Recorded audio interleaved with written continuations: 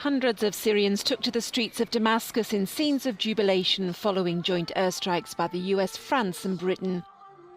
Makki, a British-born journalist in Syria, says there's a sense of relief the Allies didn't cause more damage. It's definitely a case of, what's the worst that Trump's going to do? He's not going to be able to succeed in a policy of regime change because the Russians are here, the Iranians are here.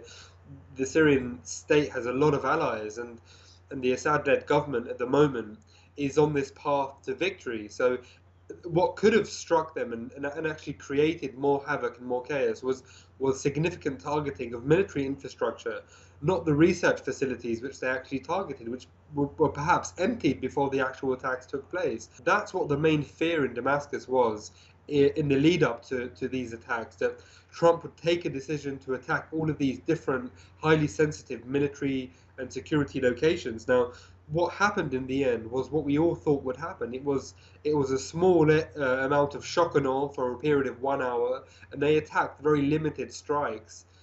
The Western allies say there will be no more attacks for the moment. This is good news for Syria, says Makki, which doesn't have the stomach for a long-term fight with the West.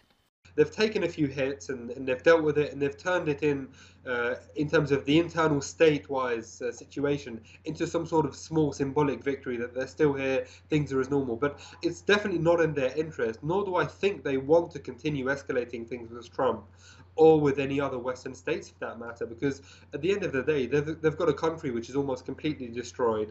They can't just rely on non-European and Western states. Western states are going to have to come back into the game to Syria at some point in the future. How that will happen remains to be seen. But at the moment, the Syrians would be very unwise to actually provoke Trump even more. So you get a lot of statements from civilians. I was out yesterday talking to some people, and the feeling was that, what's the worst that's going to happen?